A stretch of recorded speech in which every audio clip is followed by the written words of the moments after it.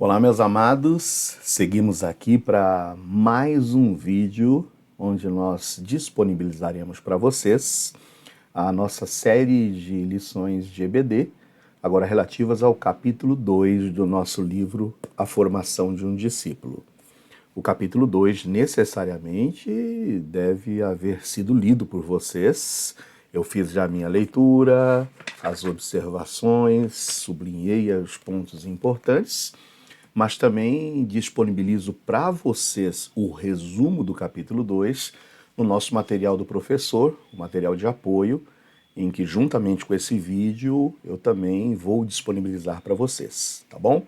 O material de apoio, lembre-se sempre que é aquele material que contém ilustrações, sugestões de dinâmicas, sugestões de frases de efeito, histórias do cotidiano, para que vocês possam então rechear as suas aulas de EBD de forma que possam abordar todo o tema proposto. Então, capítulo 2 do livro é a base para as lições 4, 5 e 6. Neste vídeo, então, eu vou abordar essas 3 lições para servir aí como uma base e um apoio para vocês que ministrarão, então, as lições 4 a 6. O resumo do capítulo 2, ele trata sobre o seguinte, só um resumão, tá bom? Uma ideia para vocês, mas necessariamente, mais uma vez reforço, vocês devem ler o capítulo que servirá como base, então, para as lições 4 a 6. Nesse capítulo, o autor, o Keith Phillips, ele começa falando do exemplo de Sócrates. Sócrates nunca escreveu uma linha dos seus ensinamentos, não escreveu nenhum livro, não fez apontamentos, mas tudo que se sabe sobre os ensinamentos de Sócrates foram escritos por seus discípulos, entre os quais se destaca Platão. E veja que essa academia de filosofia e ciências perdurou por mais de 900 anos. Então, chega-se à conclusão que essa forma de se passar ensinamentos, onde nós temos de um lado um discipulador e os discípulos recebendo esses ensinamentos, é algo que surte muito efeito. Tanto que Jesus Cristo, sem sombra de dúvida, se utilizou desse método, onde Jesus Cristo também não escreveu nenhuma linha dos seus ensinamentos, não escreveu nenhum livro, mas tudo que sabemos sobre Jesus e seus ensinamentos foi escrito por quem? Por seus discípulos, mais necessariamente e proximamente dele, os apóstolos. Então, esse método do discipulado, que está aqui descrito no capítulo 2, destaca alguma coisa que eu gostaria até de ler para vocês. Na página de número 20, tem uma definição onde diz que o discipulado cristão é um relacionamento de mestre e aluno, baseado no modelo de Cristo e seus discípulos, no qual o mestre reproduz tão bem no aluno a plenitude da vida que tem em Cristo, que o aluno é capaz de treinar outros para que ensinem outros. A base do discipulado em dois argumentos, eu diria, em duas características, em dois componentes essenciais, que Keith Phillips vai tratar no capítulo 2 como sendo o fato de que eu preciso morrer para mim mesmo para que haja reprodução. Então esses dois pontos eu preciso morrer para mim mesmo para que possa haver reprodução. Um exemplo claro disso é uma semente. A semente ela pode ser dura, pode ter aquela casca dura, mas se eu não enterrar essa semente, se ela não morrer para que ela possa brotar, ela não vai frutificar. Se eu lançar fora essa semente e descartá-la, ela não brotará. Uma árvore vai frutificar até um determinado número de vezes, mas para que haja reprodução, é necessário que essa semente seja enterrada. A semente morre para que ela possa brotar e dar vida. Então, a primeira coisa que o discípulo precisa saber é que necessariamente ele tem que morrer para si mesmo. E Jesus não esconde isso. Jesus não omite isso.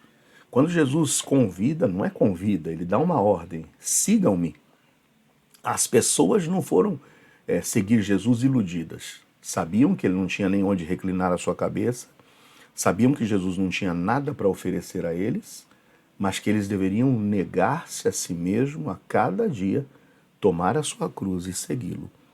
Então veja que Jesus não vendeu uma falsa esperança, mas todos aqueles que obedeceram à ordem de segui-lo já sabiam que deveriam morrer para si mesmo para que houvesse a reprodução.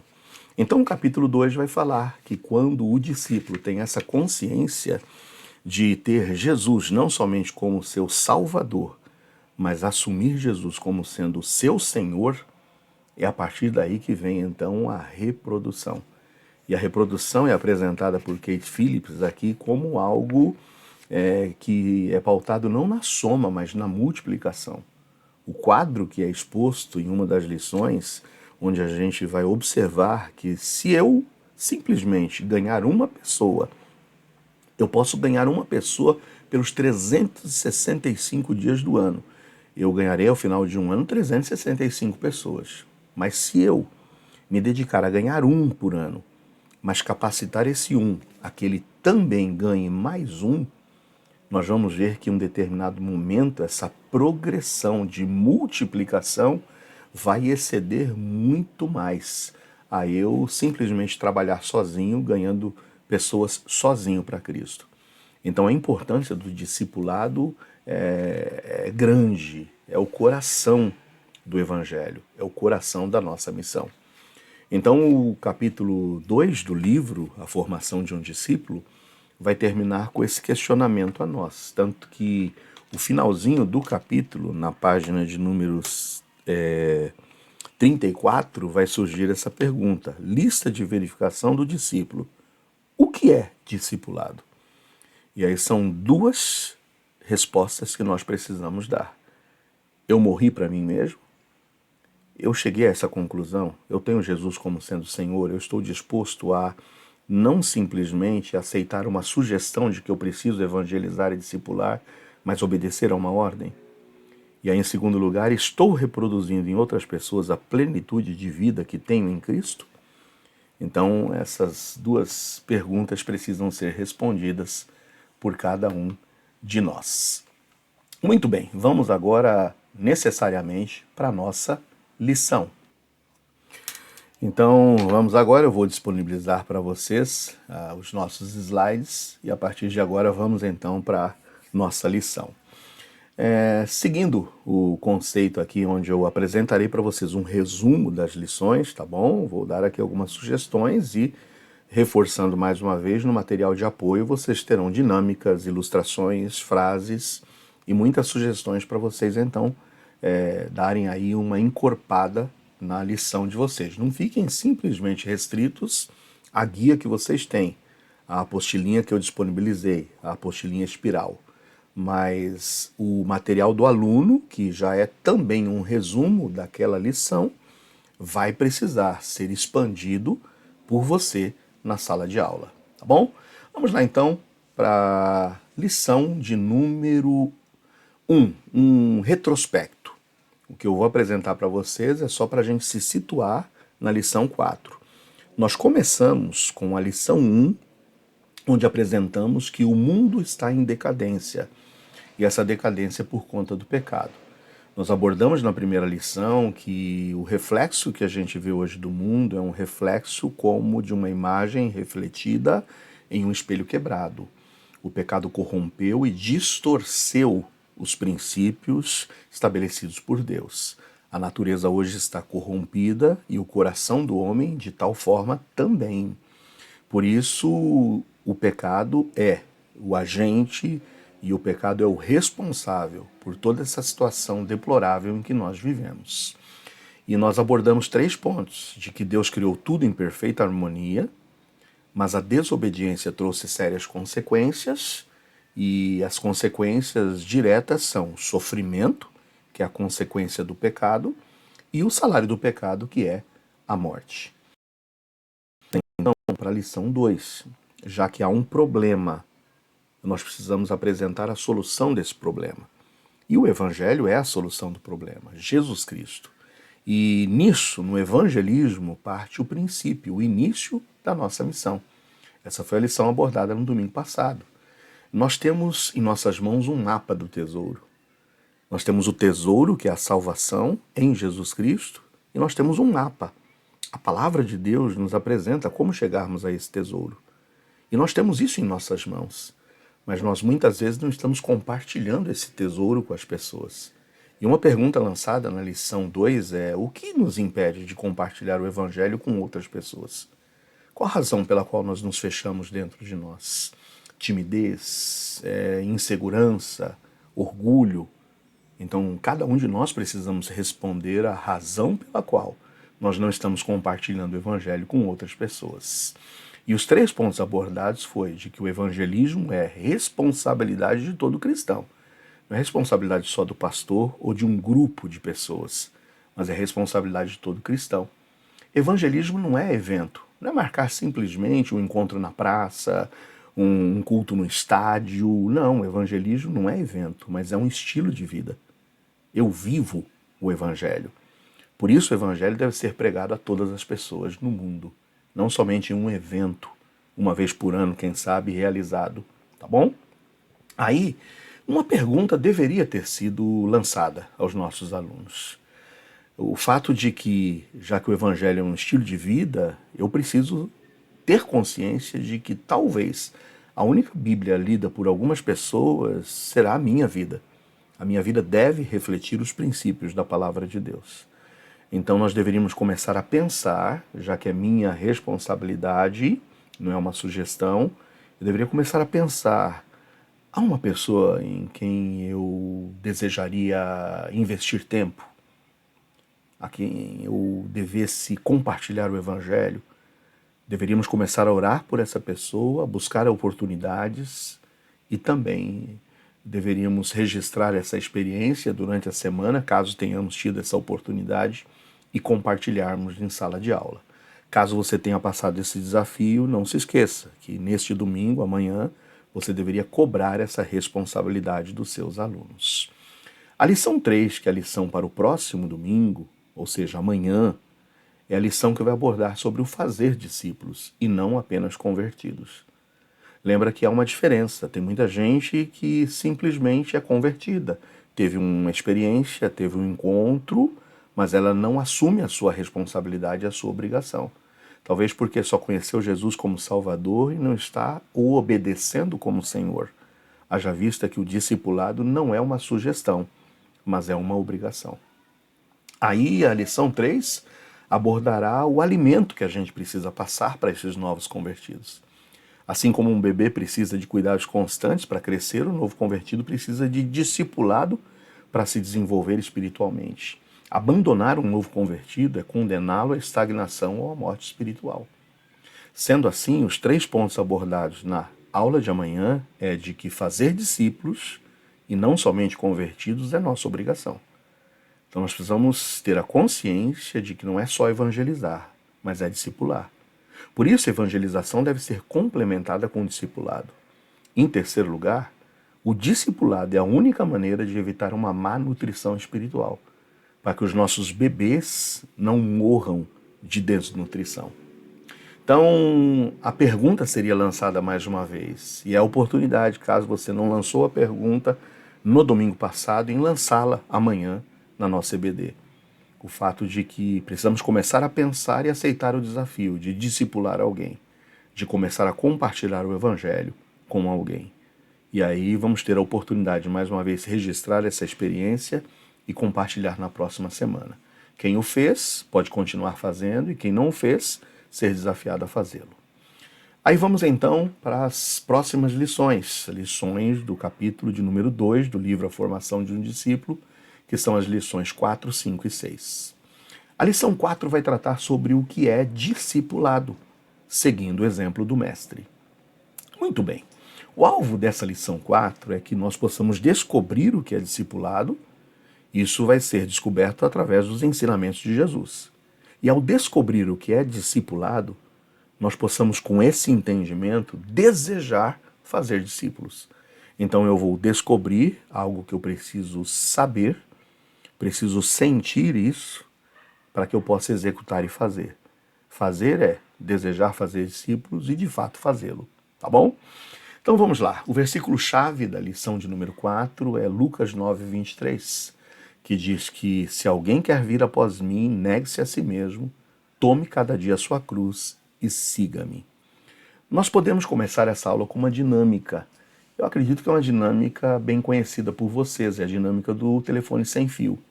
A sugestão é que você escolha ali alguns alunos, dependendo do tamanho da sua classe, escolha aí, quem sabe, 3, 4, 5, 6, 7 alunos, e você então vai retirar esses alunos da sala.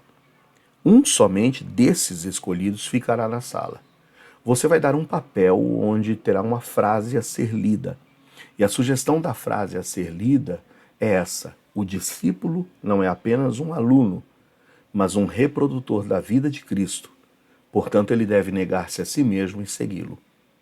Então, esse aluno vai pegar esse papel, vai ler essa frase. Você vai dar ali alguns segundos para que ele possa ler essa frase pelo menos 2 ou 3 vezes. Você vai tomar esse papel da mão dele, vai dobrá-lo e segurar em sua mão. E aí o que acontece? Pede para o primeiro aluno dos que saíram entrar. Esse aluno que leu a frase vai cochichar no ouvido dele aquilo que ele leu. Cochichar. E aí, depois que cochichou, ok, legal. Chame o próximo. O próximo também vai cochichar no ouvido do próximo aquilo que ele leu. E assim por diante, até chegar ao último. Se você tiver plena certeza de que aqueles que estão do lado de fora, que foram retirados da sala, não estão ouvindo, você pode permitir que cada um que ouviu o cochicho possa dizer em voz alta para o pessoal qual é a frase que ele leu, qual é a frase que ele ouviu, para que aí possa criar até um ambiente descontraído em que as pessoas vão notando a diferença, como que a frase vai se distorcendo. Se você não tiver essa certeza, trabalhe só com o cochicho, para que você possa então, ao término, depois que todos ouviram a frase, cada um possa repetir aquilo que eles ouviram. E aí você vai colocar o papel, vai abrir e vai revelar para todo mundo o que era o original e como é que chegou lá na ponta do terceiro, do quarto, do quinto, do sexto ou do sétimo aluno.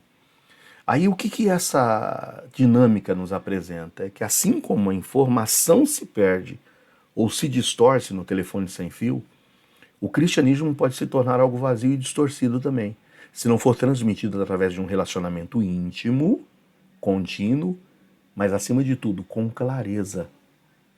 Não pode ser um cochicho simplesmente e a pessoa ouviu e não entendeu. Porque Jesus sempre deixou claro os seus ensinamentos. Então, com essa dinâmica, a gente vai começar a abordar então o que é esse evangelismo, tá bom? E podemos começar dando oportunidade para que os alunos participem lendo o primeiro parágrafo da introdução.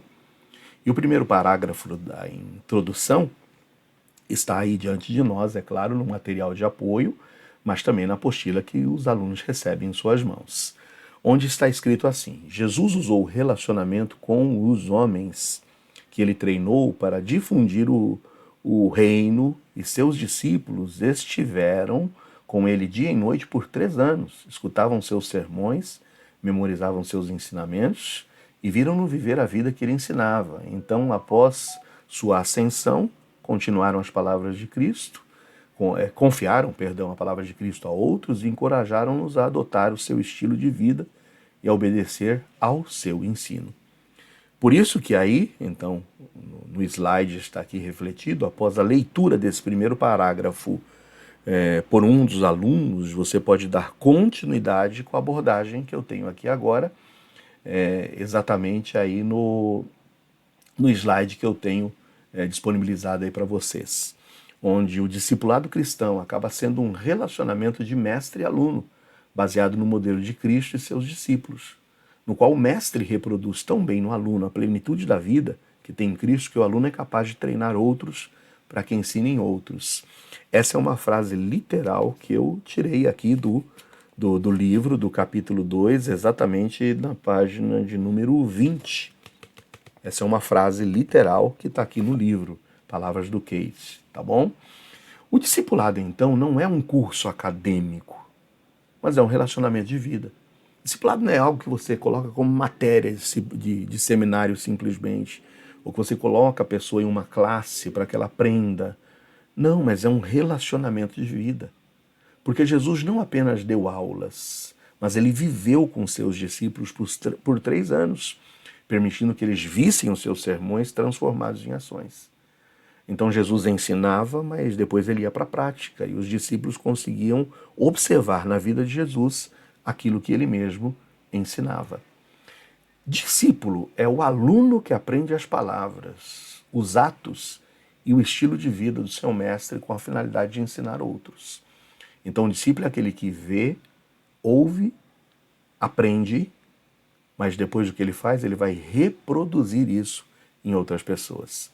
Por isso, seguindo os ensinamentos de Jesus, devemos ser filhos obedientes e praticantes da palavra, porque a obediência é o teste supremo de fé em Deus. E Jesus é o exemplo perfeito de obediência ao viver uma vida na terra de completa obediência ao Pai, até o ponto da morte.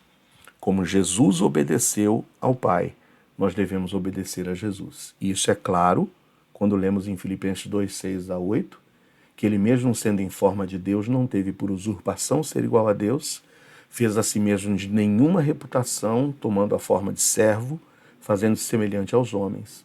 E achado na forma de homem, humilhou-se a si mesmo, sendo obediente até a morte e morte de cruz. Depois dessa explanação, valeria a pena nós observarmos como é que começa esse capítulo 2. Lembra? De sorte que haja em vós o mesmo sentimento que houve também em Cristo Jesus, que sendo em forma de Deus, não teve por usurpação ser igual a Deus. Então nós devemos seguir os ensinamentos de Jesus, porque a prova real do discípulo é a obediência. Segundo o apóstolo João, o verdadeiro discípulo é aquele que permanece na palavra. Está lá em João 8, 31 e 32. Jesus dizia, pois, aos judeus que criam nele, se vós permanecerdes na minha palavra, verdadeiramente sereis meus discípulos. Conhecereis a verdade vos libertará. E o que é a verdade, senão a palavra de Deus? Aí nós podemos ler o parágrafo relativo à frutificação. Esse parágrafo está lá na lição do aluno. Você pode dar oportunidade para que o aluno leia esse parágrafo, para que nós possamos então fechar dizendo que o discípulo é como uma árvore. Está vendo? A árvore precisa dar frutos. Mas para que dê frutos, essa raiz precisa estar fincada na terra. Porque é da terra onde ele vai tirar a seiva, vai tirar o alimento, vai tirar o que é necessário para que ela possa crescer saudável e frutificar. E as nossas raízes precisam estar firmadas em quem? Em Cristo, na palavra. Na palavra que nos liberta, porque conhecereis essa verdade, a palavra, e a palavra vos libertará. Se nós permanecermos ligados à raiz, que é Cristo, o fruto vai aparecer e vai aparecer normalmente. Sem mim, nada podeis fazer. Lembra? Palavras de Jesus. Então nós vamos abordar os 3 pontos da lição de número 4. O primeiro ponto trata de que eu devo morrer para mim mesmo. Então, morrer para si mesmo. O chamado de Cristo para o discipulado é um chamado para a morte de si mesmo, ou seja, uma entrega absoluta a Deus.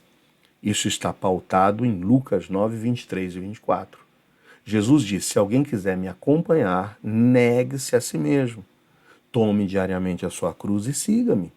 Pois quem quiser salvar a sua vida, vai perdê-la. Mas quem perder a sua vida, ou seja, morrer para si mesmo, por minha causa, este a salvará. Então Jesus, que é o Senhor dos Senhores, Jesus, que é o Rei dos Reis, que é o Senhor do Universo, nos ordena a que nós o sigamos. Isso é ordem, não é sugestão, não é convite. Seu chamado a Pedro e André e Tiago e João foi uma ordem. Lá em Mateus 4,19 está escrito, vinde após mim. Em Mateus 4,22 está dizendo, chamou-os. É uma ordem, e ordem que foi obedecida por esses primeiros discípulos. O exemplo mais claro que nós temos é de Pedro e André. Pedro e André não pediram um tempo para pensar. Ô Senhor, tá bom, vamos pensar. Não, de jeito nenhum. Eles não precisaram organizar suas agendas, sabe, estabelecer ali, dar um tempo para que a gente possa programar, repassar as nossas tarefas, quem é que vai pescar no nosso lugar, quem é que vai seguir e conduzir esse nosso empreendimento, fazer um planejamento estratégico, nada disso. Simplesmente a Bíblia diz que eles deixaram imediatamente as suas redes e o seguiram. O que o Senhor quer de você e de mim é isso. Que não fiquemos dando desculpas para que possamos fazer discípulos, mas que possamos, tal como Pedro e André, largarmos imediatamente o que tem nos impedido. Entenda, não estou dizendo que você vai jogar o teu trabalho de lado, que você vai abandonar. Sabemos que existem chamados específicos missionários, pastorais, para evangelistas, mas aqui eu estou falando do chamado geral, que não deve ser descartado e eu não devo dar desculpas, porque é uma obrigação que todos nós temos de evangelizarmos. A obediência deles foi imediata e isso resultou na morte da sua antiga identidade de pescadores para uma nova identidade. Não de pescadores de peixes agora, mas de pescadores de homens. Aí a gente pode dar uma sugestão, são exemplos, tá? Imagina lá um profissional que abandona a carreira lucrativa, mas que era pautada no egoísmo, para servir, por exemplo, em uma ONG cristã, morrendo para ambições pessoais e encontrando um propósito maior. Eu mesmo, quando deixei a minha carreira profissional para que eu pudesse abraçar o ministério, eu era uma pessoa bem-sucedida na área em que eu atuava. Mas esse é um chamado específico meu, que pode ser também, quem sabe, o chamado específico de alguns dos nossos alunos, tá bom? Então não podemos descartar que existem esses chamados divinos, ordenativos, para que a gente saia, quem sabe, da nossa ambição, do nosso egoísmo, para a gente cumprir o chamado e o mandato do Mestre. Agora veja, em linhas gerais, um atleta que deseja disputar uma Olimpíada, ele precisa renunciar a muitos prazeres momentâneos. A alimentação desregrada, as noites mal dormidas, aos hábitos que sejam prejudiciais. Ele renuncia a esse conforto para alcançar um objetivo maior. Então, muitas vezes, nós precisaremos renunciar a algumas coisas. E quem vai nos apontar o que precisamos renunciar é o nosso Mestre. É o Espírito Santo que em nós habita. Uma coisa é certa, é que um náufrago, ele precisa soltar aquele pedaço de madeira que ele está segurando. E esse pedaço de madeira que a gente está segurando, às vezes, para que a gente possa ser salvo e possa ser resgatado, talvez possam ser os nossos bens que nos seguram, pode ser a nossa reputação, pode ser alguns dos nossos planos profissionais, de ambição, e que se eu não soltar isso, eu não poderei ser puxado para a segurança. Ou seja, o negar-se a si mesmo é soltar a madeira do nosso ego para sermos salvos por Cristo. Esse náufrago aí, se não soltar esse pedaço de madeira, se não se agarrar na corda, ele não vai ser resgatado por esse helicóptero de salvamento. Então, morrer para si mesmo é exatamente isso. E há um gráfico aqui que pode ilustrar muito bem para a gente essa situação de morrer para si mesmo. Se a gente pega a população mundial, praticamente a gente tem aí quase que a metade de povos não alcançados. Nós temos outros que estão aí envolvidos em determinadas religiões mundiais, mas nós temos aí nessa cor salmão os cristãos, que são praticamente 1/3 da população mundial. 1/3 da população mundial se apresenta como cristã. Só que quantos realmente são ativos? Cerca de 11%. 11% da população mundial é que hoje realmente é ativa. Ativa no sentido de que frequentam realmente uma igreja séria, de que evangelizam, de que pregam o evangelho. E aí a gente fica pensando, como é que esses 11% vai alcançar o mundo inteiro? Se a gente não tiver a consciência de que precisamos começar a ganhar, pelo menos quem está do nosso lado, e investirmos para que esse possa saber como ganhar mais um e assim por diante, como é que alcançaremos o mundo inteiro? Haja vista que a ordem é para irmos e pregarmos ao mundo inteiro. Por isso que Jesus deseja fidelidade, esse é o segundo ponto.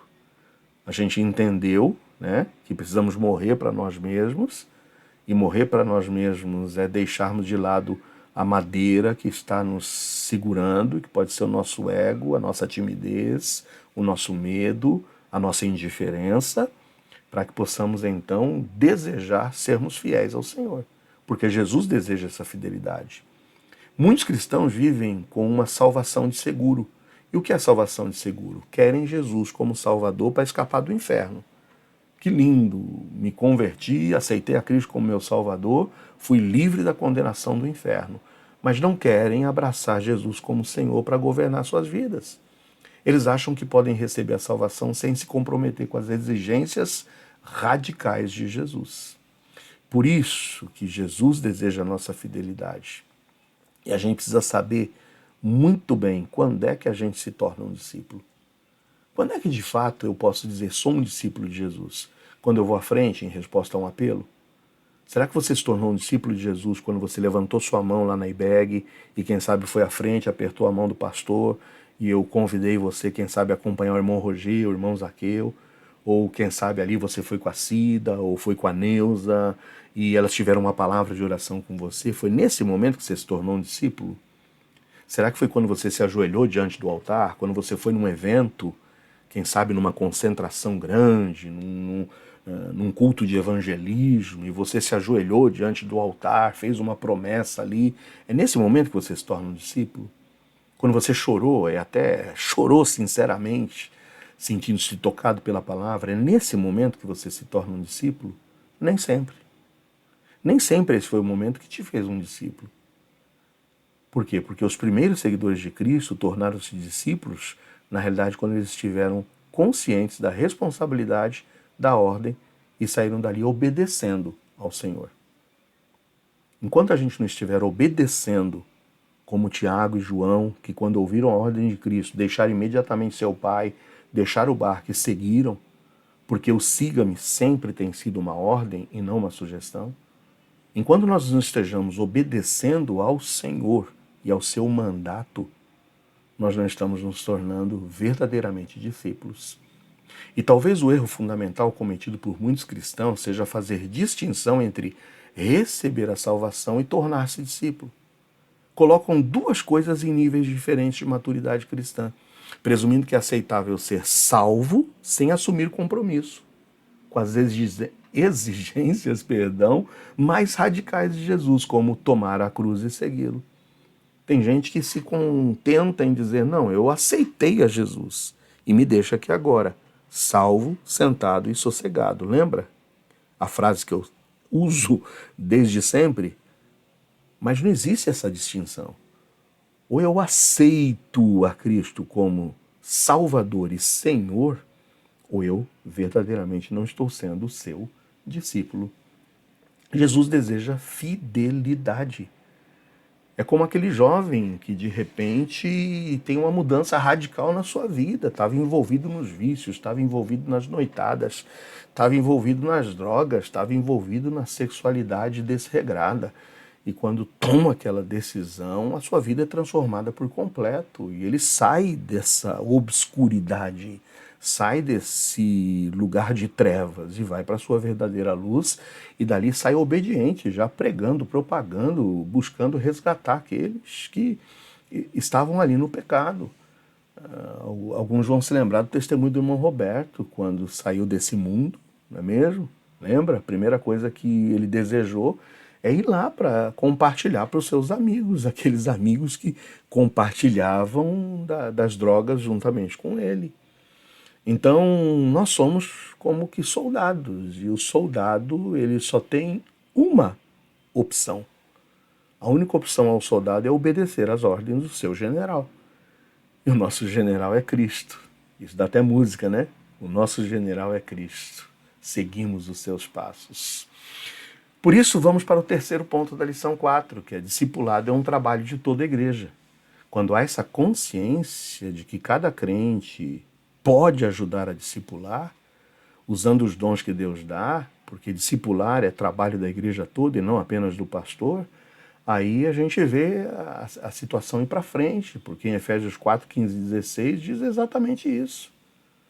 Olha, qualquer crente maduro que tenha conhecimento da Bíblia pode discipular. Qualquer crente maduro, que já tenha conhecimento da palavra, do que é a salvação, já pode discipular. E o objetivo do discipulado é formar discípulos que também conseguem ensinar outros discípulos, porque a ordem de discipular foi dada a todos os seguidores de Jesus. Por isso, cada crente pode aprender. E se pode aprender, ele pode também ensinar. Concluímos então exatamente com João 12, 24. Na verdade, vos digo que se o grão de trigo caindo na terra não morrer, fica ele só. mas se morrer dá muito fruto. Então nós precisamos morrer para nós mesmos, para que possamos frutificar. Você pode aí, quem sabe, levar lá um carocinho de feijão, tem tempo em uma semana de você botar o feijãozinho lá no algodão, lembra? Que era aquela tarefa que a gente fazia lá no ciclo fundamental, botar o feijãozinho no algodão molhado e deixar ele brotar e crescer, e você leva no domingo seguinte, lá na tua aula de EBD, um feijão duro, seco, e que se a gente descartar ele não vai frutificar, mas se a gente plantar e ele morrer, aí ele vai brotar.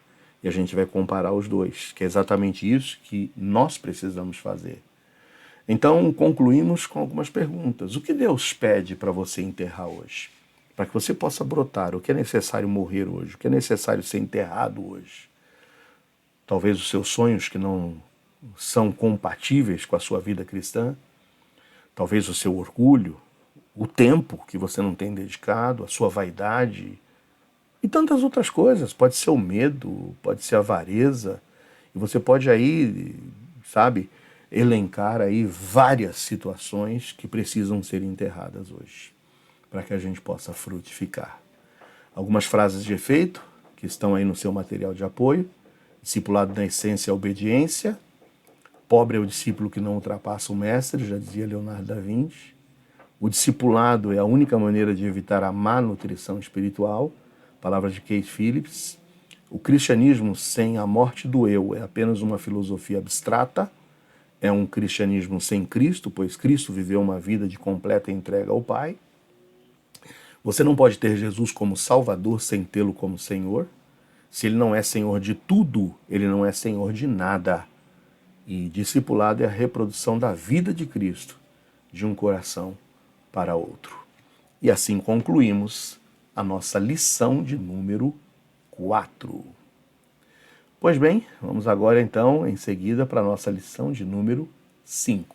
Reprodução de discípulos. E esse tema, reprodução de discípulos, vai estar dividido em duas partes. A parte 1, lição 5, e a parte 2, na lição de número 6. Tá bom? O alvo é compreender sobre a reprodução por meio do discipulado e entender que é uma ordem de Jesus. E isso deveria me fazer empenhar em proclamar a ele. Sendo assim, o versículo-chave, tanto da aula 5 como da aula de número 6, será de Colossenses 1, 28, que diz que a quem anunciamos, admoestando a todo homem, ensinando a todo homem toda a sabedoria, para que apresentemos todo o homem perfeito em Cristo Jesus. Colossenses 1, 28. Hoje nós vamos, nessa lição 5, entender que o discipulado não é um programa da igreja. Lembra, mais uma vez, não é um evento, mas discipulado é uma ordem de Jesus para a expansão do seu reino. Vamos ver porque o método de Deus é superior a qualquer estratégia humana, tá bom? Aqui nós temos um espelho e essa é uma dinâmica que a gente pode fazer, tá? Essa dinâmica seria nós levarmos mesmo um espelho para a nossa sala de aula e pedirmos para uns alunos olhar para esse espelho e perguntarmos o que você está vendo. É claro que se o espelho está diante do meu rosto, eu estou vendo o meu rosto, estou vendo a mim mesmo. Agora, se nós voltarmos o espelho, virarmos o espelho, ou afastarmos ele um pouco de nós, estando de costas para a plateia, tá bom? O que a gente vai ver agora? Além de nós mesmos, nós vamos ver as pessoas que estão atrás de nós. Então, com essa dinâmica, a gente pode estar dizendo onde é que estão os nossos olhos. Porque no discipulado, ninguém é um fim em si mesmo. A gente não foi salvo para a gente ser esses grãos solitários. Eu não fui salvo para eu ficar olhando simplesmente para mim mesmo, voltado e pautado no meu egoísmo. Mas eu fui salvo para que eu possa olhar também para os outros, olhar para quem está no meu entorno. Nós fomos salvos para refletir Cristo e para ajudar outros a também refletirem Cristo. Porque um discípulo que não reproduz é como um espelho virado para si mesmo e que só mostra a si mesmo. Ou seja, viveremos pautados, alicerçados e ancorados no nosso egoísmo. Cristo ordenou que seus discípulos reproduzissem e reproduzissem em outros a plenitude da vida que encontraram em Jesus. Lá em João 15:2 está escrito que toda vara em mim que não dá fruto, atira e limpa toda aquela que dá fruto, para que dê mais fruto. Esse negócio de limpar é o mesmo que podar. E no versículo 8 diz: nisto é glorificado meu Pai, que deis muito fruto, e assim sereis meus discípulos. Limpar é podar, é cortar, é tirar as arestas, é tirar aquilo que não agrada a Deus. Para quê? Para que eu possa dar mais frutos. Então veja, a aula anterior fala que a gente tem que morrer para a gente mesmo. Mas essa aula aqui agora está dizendo que eu preciso, depois de nascer para uma nova vida, permitir que Ele me pode. Permitir que Ele me limpe, para que eu continue dando mais fruto.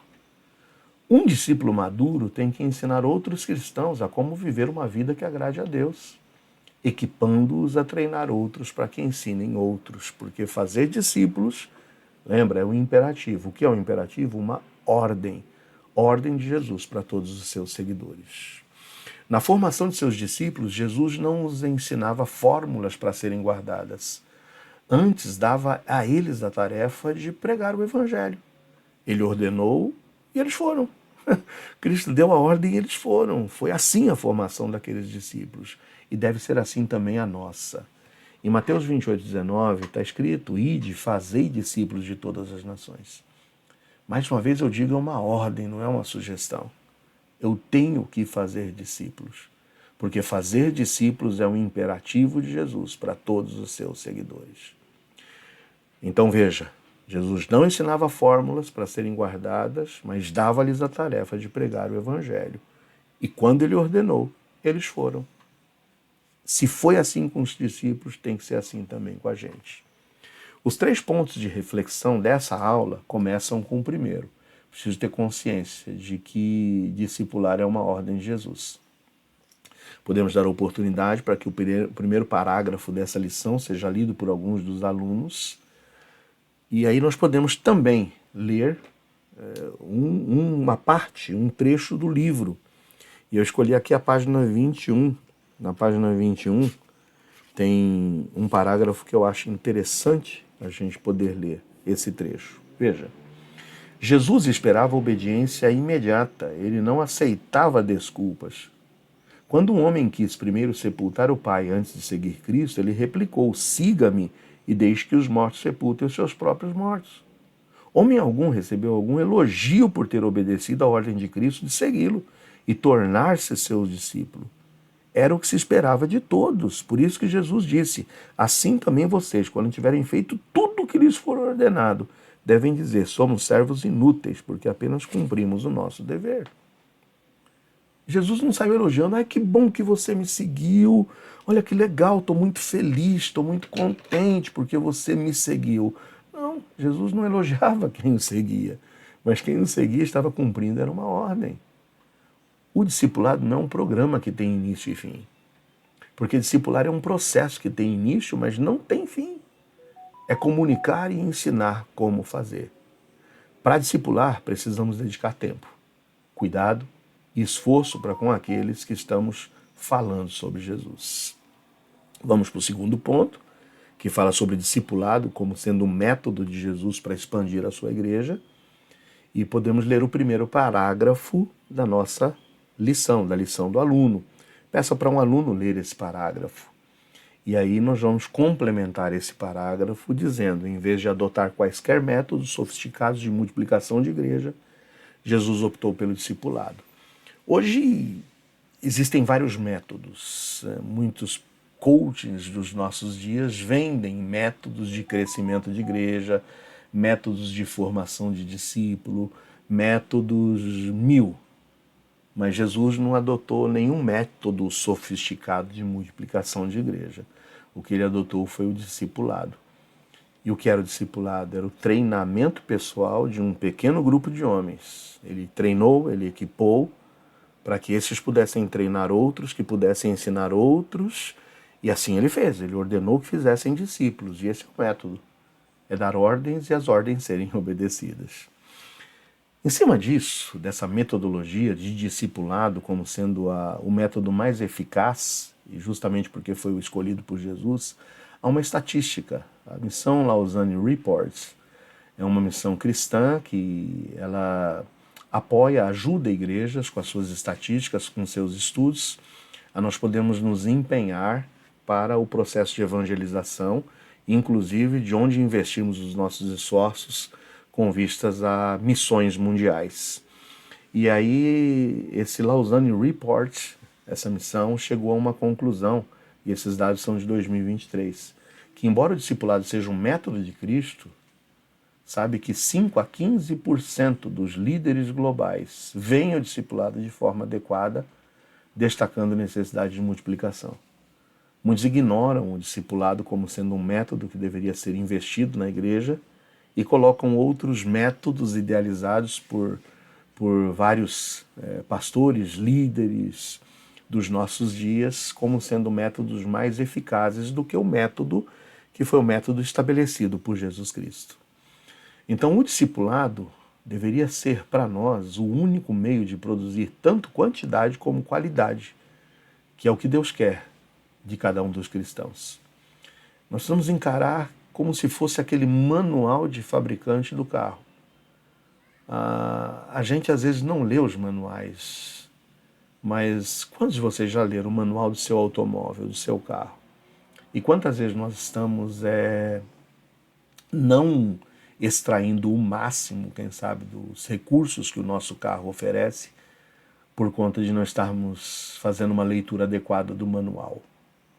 Quantas vezes um defeito aparente pode surgir e o que nós pensávamos que era um defeito, na realidade não é um defeito, mas é uma função de segurança do carro, mas que nós desconhecíamos por não ler o manual. Então, o discipulado deve funcionar como esse manual, é o manual de Jesus para o crescimento da igreja. E nós, às vezes, não estamos crescendo, e isso eu quero trazer para a nossa realidade mesmo de BEG, porque nós não estamos usando o método do discipulado para que a nossa igreja possa crescer. E é aí que o autor, Kate Phillips, ele vai nos apresentar a matemática do discipulado. O discipulado não é um programa com data para acabar, mas é um processo contínuo de investir tempo e cuidado em outros. E aí eu vou ler aqui a página 27 do livro, que eu acho importante aqui, né? Na página 27 está escrito, olha. Quando, porém, estudei o que é discipulado, descobri que Deus escolheu um método sólido e eficaz de edificar o seu reino. Começaria pequeno, como um grão de mostarda, mas cresceria rapidamente à medida que se propagasse de uma pessoa para outra ao redor do mundo. Sua igreja seria um movimento dinâmico em vez de uma estrutura estática. O discipulado é o único meio de produzir tanto a quantidade como a qualidade que Deus deseja dos cristãos.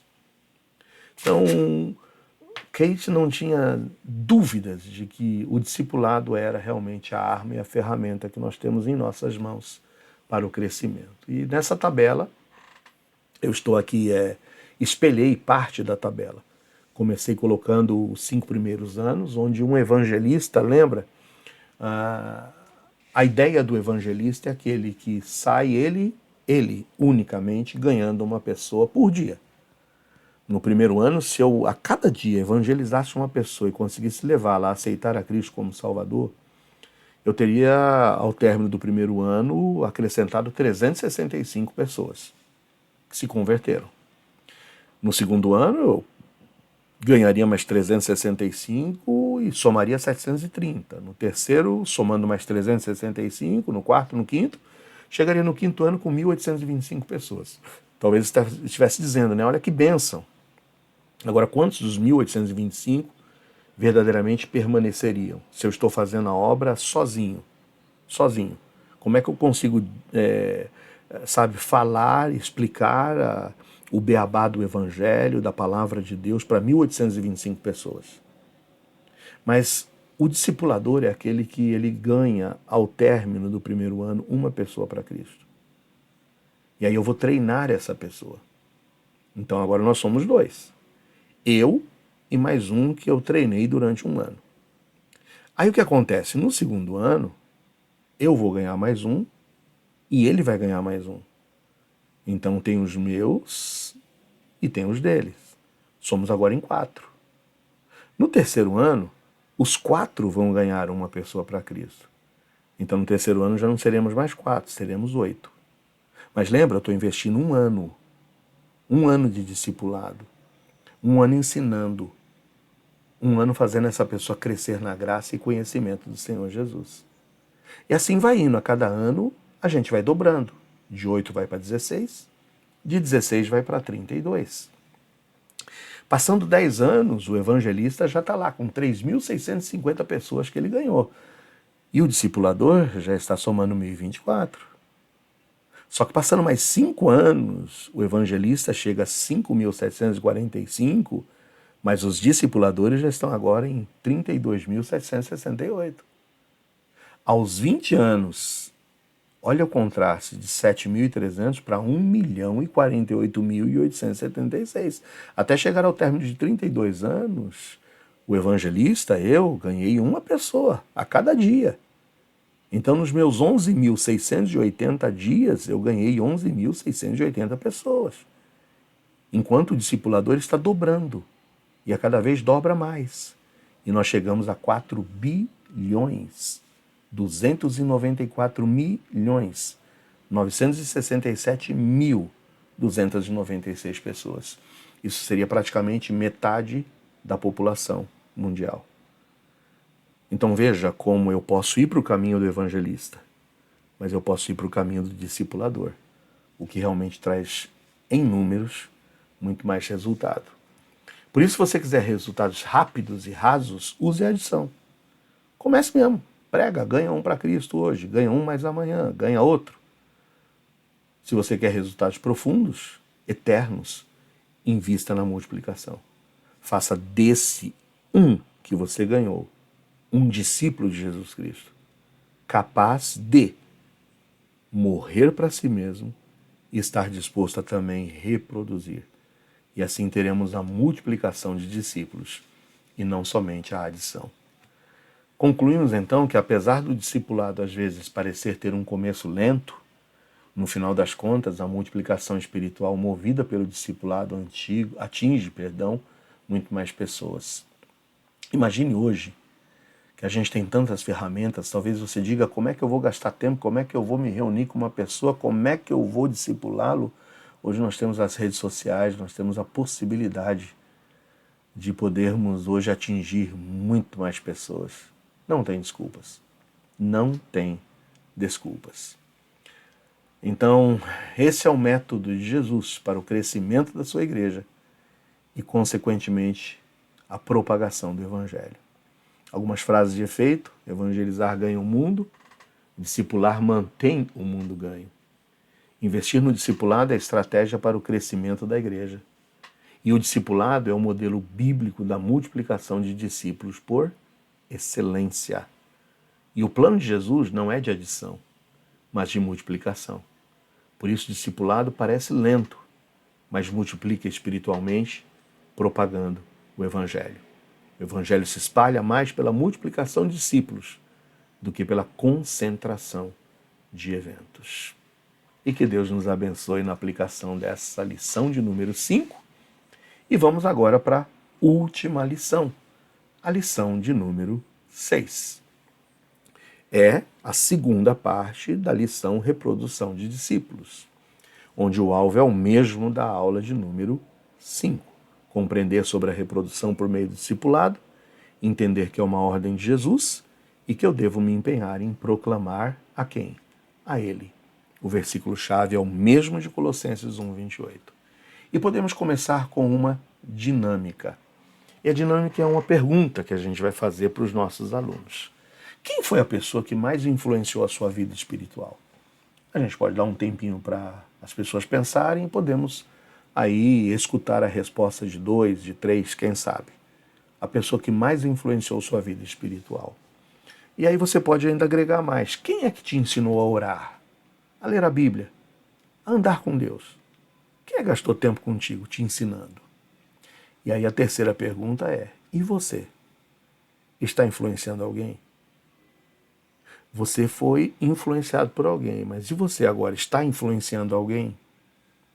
Então, com isso, a gente vai começar uma reflexão, lendo a introdução da lição, sempre dando aquela oportunidade para que um aluno possa fazer essa leitura. E aí nós vamos complementar olhando para 1 Timóteo 1:2. Paulo não via Timóteo apenas como um aluno ou projeto. Ele o chamava de verdadeiro filho na fé. Olha o que diz em 1 Timóteo 1:2. A Timóteo, meu verdadeiro filho na fé. Então, é interessante que quando Paulo escreve aos Gálatas, ele os chamava e tratava por filhinhos. Timóteo era o seu filho da fé e os Gálatas eram seus filhinhos, por quem de novo sinto as dores de parto, até que Cristo seja formado em vós. Veja que a igreja precisa compreender que este é o modelo bíblico de multiplicação de discípulos, pois o discipulado gera discípulos maduros e produtivos para a expansão do reino pela face da terra. E o último parágrafo da introdução diz que o discipulado não pode ser separado de um relacionamento verdadeiro entre o discipulador e aquele que está sendo discipulado. Porque o discipulador precisa entender a sua responsabilidade perante Deus pelo cuidado e pela alimentação daquele que ele está discipulando. Paulo sabia dessa responsabilidade. Olha o que ele escreve quando a sua carta aos Coríntios, a primeira carta, no capítulo 4:15, expõe que, porque ainda que tivesseis 10.000 tutores em Cristo, ou aios, não teríeis, contudo, muitos pais, porque eu, pelo Evangelho, vos gerei em Jesus Cristo. Vocês podem até hoje ter cuidadores, vocês podem hoje ter aí pessoas que estão os ajudando no crescimento espiritual, mas eu os gerei em Jesus Cristo. Olha a responsabilidade que Paulo tem para aquele com quem ele compartilhou o Evangelho. Quando a gente foca apenas em ganhar pessoas e não em discipulá-las, produzimos cristãos superficiais, que o autor Kate Phillips chama de bebês eternos na fé, que nunca amadurecem. Por isso, os 3 pontos de abordagem dessa lição 6 começa com um primeiro ponto que diz que a importância do cuidado e alimentação no discipulado. O discipulador sabe que a responsabilidade continua até que seu discípulo chegue à maturidade espiritual, ou seja, a capacidade de reproduzir. O que faz o seu discipulado, aquele que está sendo discipulado, se tornar um discipulador é quando ele já tem a capacidade de estar reproduzindo e ganhando outros. Então Paulo investe grande parte do tempo no seu discípulo, o seu filho na fé, Timóteo, dando toda a atenção às suas necessidades. Paulo gasta tempo com Timóteo, e lá em 2 de Paulo a Timóteo 2:2, ele nos apresenta a chave do discipulado, a chave da multiplicação, onde discipulado vai ser essa reprodução de qualidade que assegura que o processo de multiplicação espiritual continuará de geração a geração. Nós vamos fazer um exercício logo mais desse texto bíblico, onde nós vamos ver como é que funciona essa multiplicação de discípulos. Mas é necessário que os discípulos de Cristo sejam continuamente crescendo em maturidade.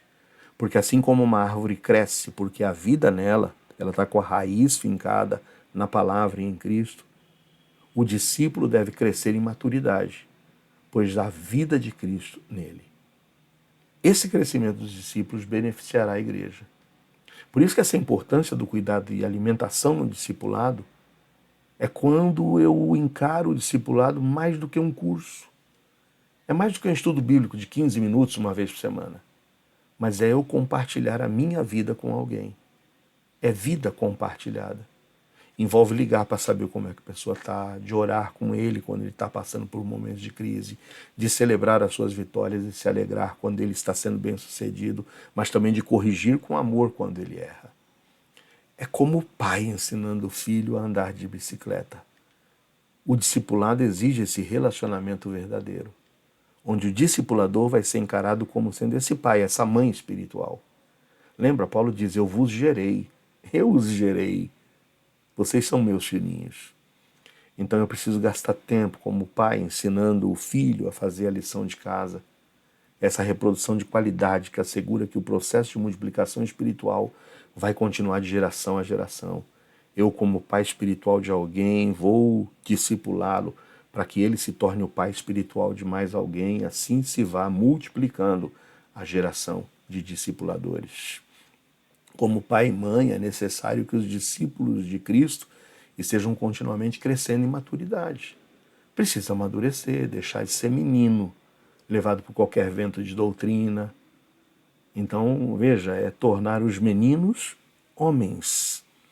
É eu começar a olhar para uma árvore e ver que, assim como uma árvore cresce porque tem vida nela, o discípulo também precisa crescer. E crescer nessa maturidade cristã. Porque há a vida de Cristo nele. E esse crescimento dos discípulos vai beneficiar a igreja. Sendo assim, o crescimento contínuo é como uma comparação. Uma criança precisa de leite. Mas ela não vai ficar bebendo leite a vida inteira. Depois ela vai precisar de comida sólida. E vai continuar se alimentando por toda a vida. Por isso o discípulo precisa de alimento espiritual constante. E o discipulador é responsável por oferecer esse alimento na medida certa. Até quando? Até que esse já esteja maduro, comendo sólido e comendo sozinho. E já dando comida para outros bebês. Então é assim, faz parte do crescimento espiritual. Qual o propósito dessa alimentação de qualidade? É atingir a maturidade. Uma árvore frutífera não para de crescer, mas o seu objetivo principal é dar frutos. Da mesma forma, o discípulo maduro não é aquele que sabe tudo, a gente nunca vai saber tudo, mas é aquele que se tornou capaz de reproduzir a sua fé em outros. Eu não estou falando em formação de teólogos, nós estamos falando de pessoas que morreram para si mesmos, que entenderam como é que devem reproduzir e que estão investindo tempo na vida de outros, para que esses outros ganhem outros e esse círculo possa ser continuado, multiplicando-se, discípulos de Jesus. Por isso há um discipulado ensinado por Paulo, né, como sendo discipulado em 4 gerações. Lembra, eu falei que voltaríamos no texto de 2 Timóteo 2, eu vou acrescentar o 1 também junto com o versículo 2. Tu, pois, meu filho, lembra? Você é meu filho, Timóteo, meu filho espiritual. Fortifica-te na graça que há em Cristo Jesus.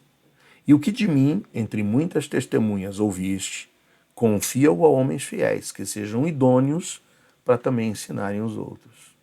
Então veja, o discipulado não pode ser separado dessa paternidade responsável. É Paulo chamando eles de filhos.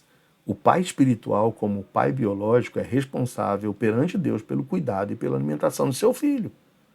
E Paulo sabia que era pai espiritual dos coríntios, Paulo era o pai espiritual dos gálatas, Paulo era o pai espiritual de Timóteo, Paulo era o pai espiritual de Onésimo. Eu acho interessante, acho necessário a gente ler esses versículos. Olha que interessante. Aos coríntios, o que ele diz na primeira, capítulo 4, versículo 15. Eu, pelo Evangelho, vos gerei em Jesus Cristo. Olha o que Paulo diz aos Gálatas, meus filhinhos. Olha o que Paulo diz a Timóteo, meu verdadeiro filho na fé. Então nós temos 4 gerações aqui. 2 Timóteo 2,2 vai estar escrito assim, o que de mim, entre muitas testemunhas, ouviste, confia-o a homens fiéis, que sejam idôneos para também ensinarem os outros. Então Paulo gerou seu filho na fé, Timóteo, e delegou a Timóteo, depois de discipulado, tarefas. Que tarefas são essas? É aí que nós temos as 4 gerações do discipulado. Paulo é um mestre, o gerador, o pai espiritual. Timóteo é o discípulo que aprendeu, é o filho espiritual de Paulo. Aí vem os homens fiéis, os que recebem o ensino de Timóteo, e tem os outros, que vai ser a próxima geração alcançada justamente pelos homens fiéis agora.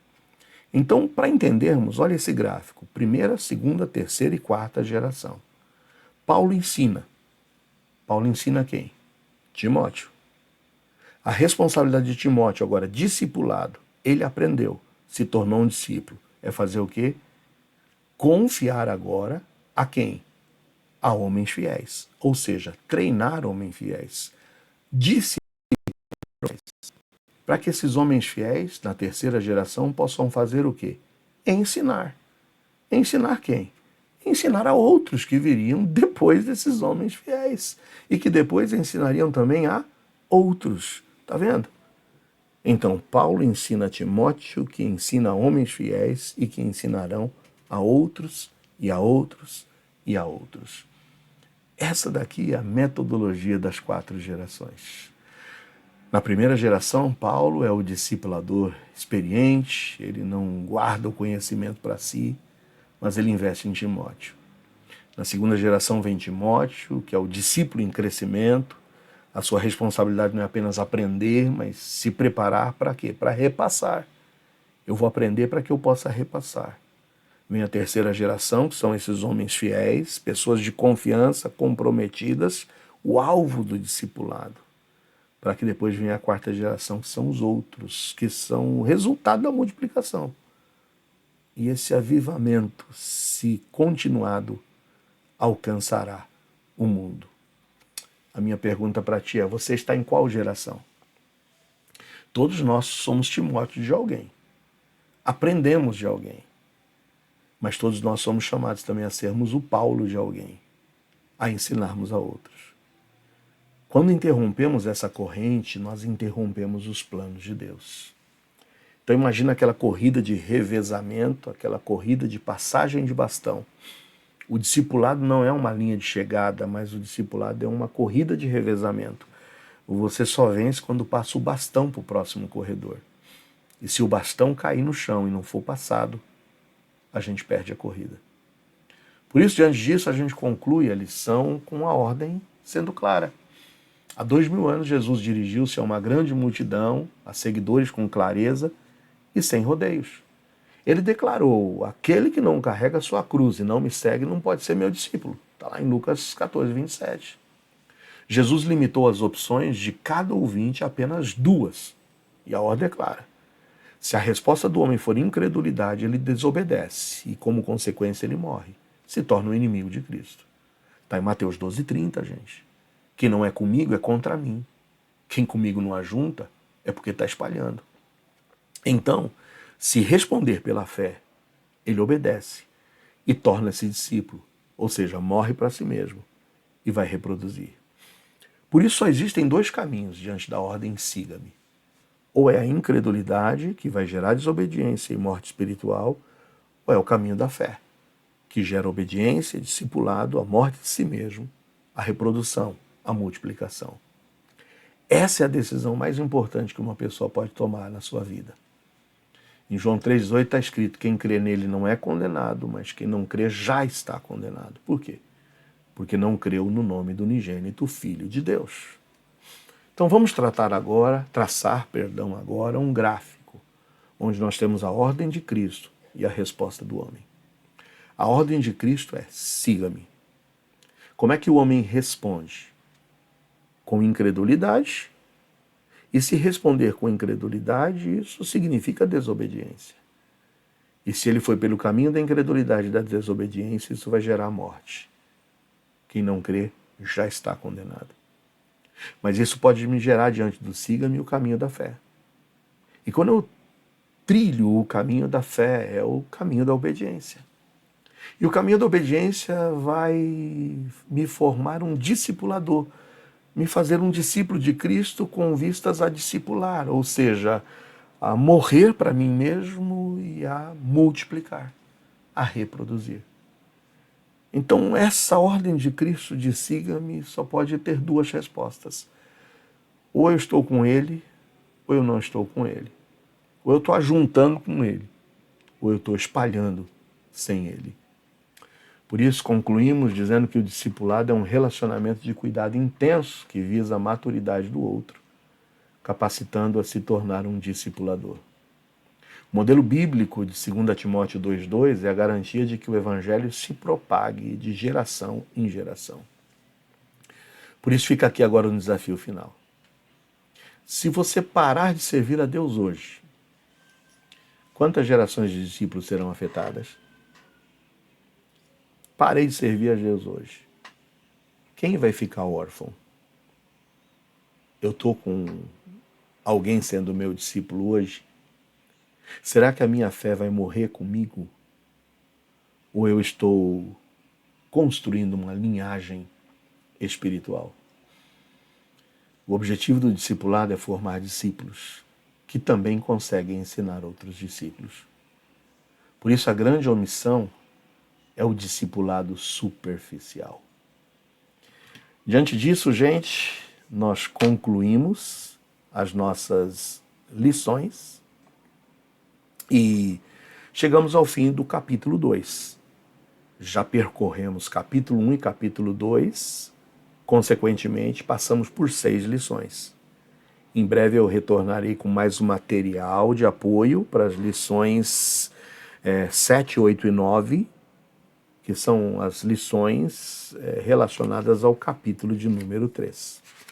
Já vá fazendo a leitura do capítulo 3, que faz parte da segunda parte. A segunda parte vai responder à pergunta: quem é o discípulo? E aí o capítulo 3 vai tratar sobre como saber se você é discípulo. Que Deus te abençoe, que Deus, esteja completando em nossos corações aquilo que nós, por nossa incapacidade, muitas vezes não conseguiríamos transmitir aos nossos alunos. Mas tenho certeza de que Deus vai te abençoar e que essas aulas irão atingir a consequência, ou seja, o resultado daquilo que nós desejamos. Formar uma geração de discípulos e, consequentemente, uma geração de discipuladores. Fica com Deus. Que Deus te abençoe.